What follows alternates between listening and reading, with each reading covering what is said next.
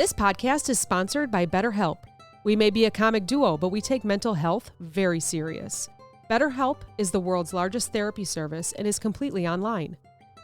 BetterHelp is a network with over 30,000 licensed and experienced therapists who can help you with a wide range of issues. To get started, answer a few questions, and BetterHelp can match you with the right therapist from their network. You can message your therapist at any time and schedule live sessions when it's convenient for you. If your therapist isn't the right fit for any reason, you can switch to a new therapist at no additional charge. With BetterHelp, you get the same professionalism and quality you expect from in-office therapy, but with a therapist who is custom-picked for you, more scheduling flexibility, and at a more affordable price. Get 10% off your first month at betterhelp.com/amp. That's BetterHelp, HELP.com/amp.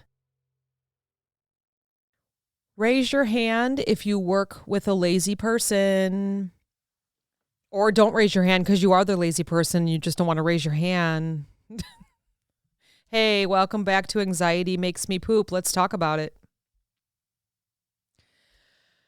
We're going to tackle a topic that is both frustrating and fascinating. And there's a couple different avenues we're going to hit. How to work with a lazy person. We're going to start by identifying laziness. We're going to explore the characteristics of a lazy person, including some of the things that they may tend to do. And then we're going to talk about the psychology behind it all. And we're going to flip it and we're going to talk about how to handle it if you've been called lazy, but there's other reasons. Okay, so we got a few things that we're going to talk about today. First of all, let's take a look at what the dictionary defines as laziness. It's described as being disinclined to activity or exertion, encouraging inactivity or relaxation, moving slowly or sluggishly.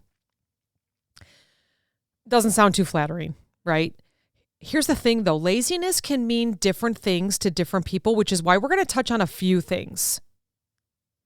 One person might call you lazy for taking a nap, while another sees it as necessary self-care. So context is everything. History is everything. What you've done is everything. So we're going to focus on laziness in the workplace, but I feel like you can also bring this into any relationship. So let's talk about the characteristics of a lazy person as described in the dictionary and from other references. Okay, we're going to break it down. Some of the common traits that someone might be perceived as lazy is procrastination, number one. They put off tasks until the last possible minute, turning simple jobs into emergencies. Now, I know we talked about this. I think I had a comparison episodes ago about how my son plans quickly and I do not. I have to plan. It's in my calendar, where he is a 24-hour planner and it takes me a week, right? So one might say he's a procrastinator, but that's how he does his planning. So again, we have two things, right? But if someone is truly lazy, they procrastinate, turning simple jobs into emergencies. But that might be another reason too. We're going to talk about that in a little bit. Bare minimum effort, number two. They'll do just enough to get by and take the credit of the whole team. They don't go that extra mile. You work with anybody like that? Are you in a relationship with anybody like that? They give you a whole bunch of excuses on why they're not going to do it. And by the time they give you all those excuses, it could have been done. I remember my mom always saying that. By the time that this person gives me the excuse of why it can't be done, I already had it done. It's like bare minimum effort. How about excuse making? This is a big one.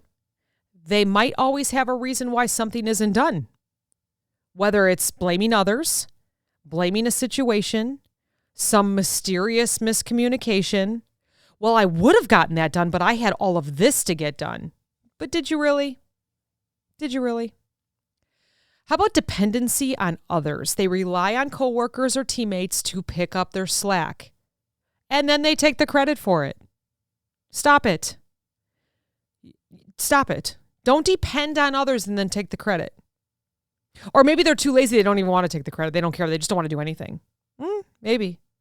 I've worked with a couple people like that too. How about avoidance? They find ways to dodge responsibility. They're definitely not the people in the group that raise their hand and say, sure, I can take on that task. No way. They're the ones walking out the door. They're the ones looking at their computer or looking at their phone because they're avoiding any kind of responsibility. Maybe they ghost on tasks or just disappear during crunch time. But then maybe they come back after the grunt work is done and they're like, oh yeah, that's great. Oh my goodness, I worked with someone. Oh, the memories. I worked with someone that was perceived as and had the traits of a lazy person. And all of a sudden they would disappear during crunch time. Let's get this done, this done, this done. And, there'd be 4 of us like really tackling a task. And then all of a sudden when the task was done, they would show up again. And then the 5 of us were presenting. And then the 5 of us would get credit. And we all knew that there was only 4 of us that were part of it that completed the task on time and correctly. So after the second and third time that happened, there was absolutely a conversation. One behavior I find fascinating is how some lazy people make constant excuses. They make constant excuses by asking endless questions. Oh, that's such a pet peeve of mine. But I am someone that asks questions. They're not endless, though. Just if there's one line in there and I'm just like, oh, if it truly is something that you missed in all the information that you sent and someone asks a question, that's not them being lazy. That's clarification. If they ask endless questions, like, for example, you give them a solution, you give them instructions, you've done the task already, so you know what it takes to get it done, and then you wrote it all out. And instead of working on it, they keep emailing or messaging you asking for more clarification, or they're repeating the same question, or they continue to ask the same question but in a different way just to get a different answer. It's like they're avoiding starting the task by pretending that they need more information or more clarification. There are people that I have worked with that you will send them all the information. They start the task and realize that maybe there's just a little hiccup in there. And they will say, listen, I got to number 5. Here's what it looks like. Number 6 and 7, I'm not quite understanding it. That's not a lazy person. I've worked with people that never get to number 1 on the task. And they just keep emailing. Well, in number 5, you say they're not physically doing the task. They're just not doing it at all. That's a lazy person. That's avoidance. That's that loop of endless questions. And you have to identify that and you have to work through that. And we're going to share a little more on that too. Another example would be you show someone how to access a shared document. You explain it very clearly, step by step.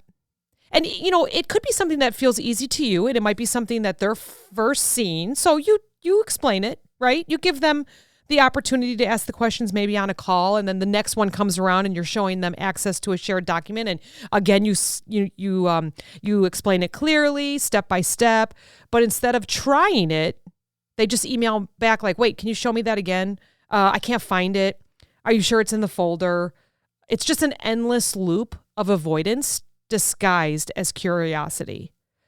So again, sit back for a second when all these questions start coming in and it just seems like it's in a loop of endless questions, and think to yourself, is this person really having trouble understanding this, or is it laziness? Pushback, pushback, pushback. Well, I don't know why we have to do this. Well, have you done this before? They start asking questions like this. Yes, I've done the task. I wrote it all out. Now it's your turn. I need to have you help me with this because I have a million other things on my desk. Okay. Let's talk about the psychology behind laziness. Now, for me, and you may not agree with me, but I feel like these examples that I wrote down could be laziness or could be something else. Or they could be combined. Or one could be causing the other and vice versa. Okay, so we're just going to chat through about 6 of them that you have to identify with this person. Is it laziness or is it something else? So the first one is burnout or fatigue. Sometimes what looks like laziness is actually exhaustion. If someone's mentally or physically drained, they just don't have the energy to tackle tasks. So is it laziness or is it fatigue? Is it being burned out? Is it exhaustion? They're just burnt. So you have to decide that and you have to work with them on it. If you come to the conclusion that it's laziness, then we have some other ideas. If it's fatigue or burnout and you're being called lazy, so we're going to flip this now, you have to communicate that with the person that you're working with, talking with, in a relationship with. You have to say, listen, I have had a week. I have had a month. I have had a year of craziness. You got to give me a minute. You got to give me a minute. I am drained. So that's on you to communicate. And then on the flip side, if you're the manager, if you're the team member, if you're the coworker, whatever it is, you have to decide, is it laziness or is it burnout and fatigue? And once you identify that, then you can work with them. The next one is fear of failure. So here's a twist. Some people avoid tasks because they're scared of messing up. I feel like a lot of us have had that. I don't want to start it because if I don't start it, then I can't fail, right? So maybe I just won't even start it. So there's fear of failure. Freezing, you're freezing. So they procrastinate or deflect responsibility. So again, is that laziness or is that fear of failure? Again, you have to identify it and work with them on it. Low confidence. They may not, maybe they don't feel capable of doing the task. They don't feel like they have enough information, even though you feel that they do. So they stall or avoid it altogether. Identify laziness, identify low confidence. If it's low confidence, build them up. You are the best for this task. You are the best. Can I share any more information with you to help you get this task complete? Lack of intrinsic motivation. So if someone doesn't care about the task or doesn't see how it even matters to them, which, a lot of times at work, we're like, why are we even doing this? We don't see the benefits of it. They're not likely to put in the effort. There's no motivation there. So again, do they just not understand the full scope of the work? And maybe you need to explain it a little more to them so that they understand and make them a part of it? Or is it laziness? Again, identify that. Are there mental health challenges? Depression, anxiety, winter blues, we're going through that in the Midwest. They can make the smallest tasks feel overwhelming. So as someone that's with this person, in a relationship with this person, talking with this person, working with this person, is it a mental health challenge that you have to identify, or is it laziness? If it's laziness, you want to build them up and say, you're the best for this. I have these other things that I need to do, but I think you're the best for this. Let me explain it to you. Do you understand it? Now go get it. Build them up. Dependence on feedback loops. Are they constantly asking questions or seeking reassurance in a way to avoid taking ownership of the work? Again, is it laziness? Or do they need positive feedback to keep going? Identify it. The best that you can do is share with someone that you think is lazy the most information that you can share with them, very detailed, very detail-oriented, written out so that they have a reference, speaking to them, reading through the references, reading through the task, and then letting them have a deadline that maybe you both, or a timeline maybe that you both agree on, and then having them stick to it. If it's laziness, if it's burnout, fear of failure, low confidence, intrinsic motivation, mental health challenges, dependence on feedback. It's something deeper. You can push them if they're lazy. You can support them if it's something else. Give them the tools that they need to get through what might be happening beyond the laziness. Okay, flip side, how do we work with a lazy person? Now, we've identified that this person is lazy. For example, I was stuck in an email loop years ago, and I felt that I had given, well, let's just say this, 20 people on the team, 19 of them understood the task because I had given all the information. One person kept looping the conversation and never even started the task. And there was history there. It happens. It always happened, okay, with this one person. How do you get through it? I took a whole bunch of notes because I knew eventually I was going to talk about this. We're going to talk about solutions of handling, working with someone that might be lazy. They're looping in those questions. They're not starting the task. There's no other mental challenges. It's just laziness. So I would always set clear expectations. I was specific about what I needed, what they needed, and how it should be completed. And I left no room for ambiguity, none. This is what would happen. It was so detailed, almost too detailed, where the 19 other people would be like, wow, you are very detailed, because they got it. They got it, and they would go run after it. Now, not saying that anything I shared was perfect, because some of those 19 would write back, hey, you said this, but I think it's better if we do this. Absolutely do it that way. Share it with the others. Thank you. Thank you for being the go-getter. The lazy person wouldn't even start it. They would say, I don't think so. I don't think this is going to be for me. This place isn't going to want me to do that. And this person's going to say no. And it was just, I had to set clear expectations and timeframes. You have to limit the excuse loop. If they start asking those endless questions, you have to redirect them. I've explained this. Why don't you try it and let me know if you run into issues? Go ahead and take that 1 through 10 task. Go run it. Let me know if you find some issues. So it's about encouraging their action, not their excuses. Encourage the action of getting it done. Don't play off the excuses. Ignore that loop question. If it's already in there, it's already in the email. I've said that before. Oh my goodness, I've said that actually a few times. I would get the loop of this person, right? The 1 out of the 20. And I would say, it's in the email. Reference the email.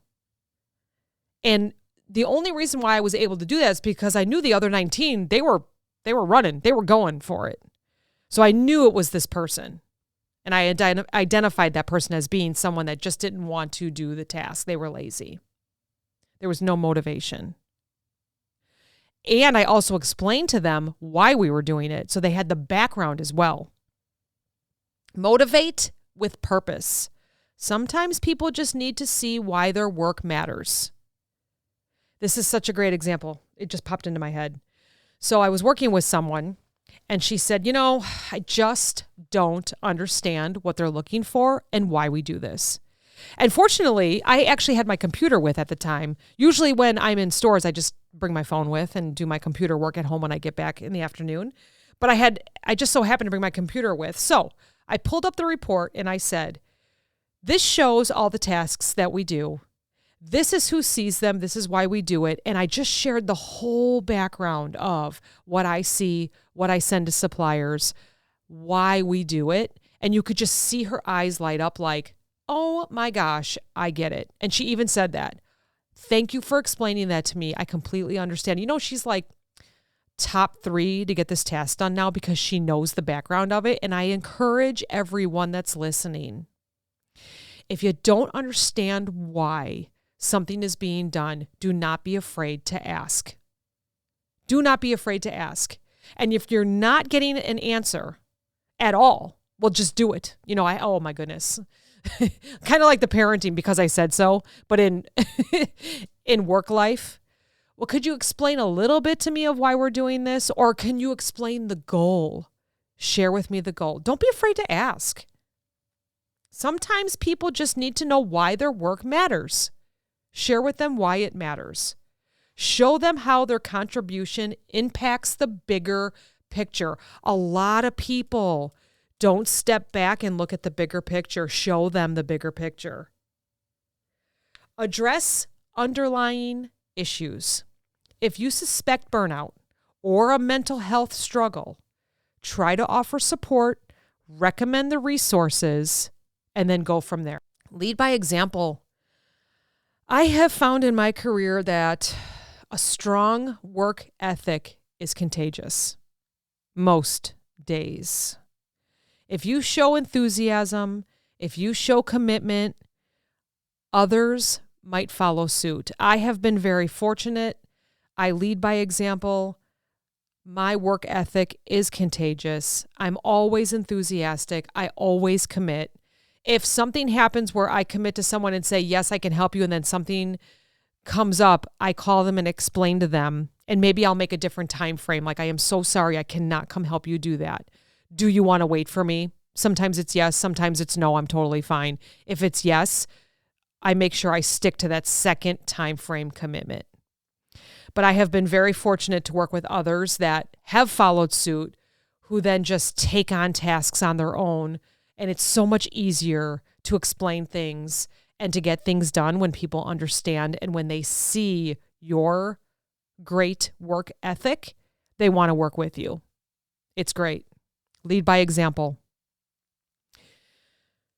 So is laziness always what it seems? Not really. What looks like laziness on the surface might actually be fear, burnout, lack of direction. Make sure you got your directions right. By understanding the psychology behind it, we can approach situations with a little more empathy, maybe even some solutions. I guess the first thing you have to ask yourself is this loop of questions. Is it because I didn't share what needed to be shared, or I'm not giving the right direction? Or is this loop of questions laziness? If it's always the same person with the loop of questions and the other 19 are getting it, maybe that person's lazy. I want to end with a question. Have you ever been accused of being lazy when it wasn't true? If your answer is yes, go back to some of the things that we talked about. Are you tired? Are you burned out? Do you not really know why you have to do this task? You have to communicate this. If you've ever been accused of being lazy and you know that you're not, you have to get the courage to communicate with your boss, your manager, your team member, your coworker, whoever, your lead. And you have to say, listen, I do not know why I'm doing this. Can you explain a little more? What's the end goal? What's the bigger picture here? Okay, please do that.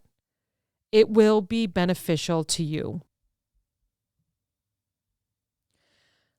Okay, final thoughts. So remember, labeling someone as lazy without understanding the root cause might do more harm than good. Take the time to assess the situation, communicate openly, make meaningful efforts to improve the dynamic.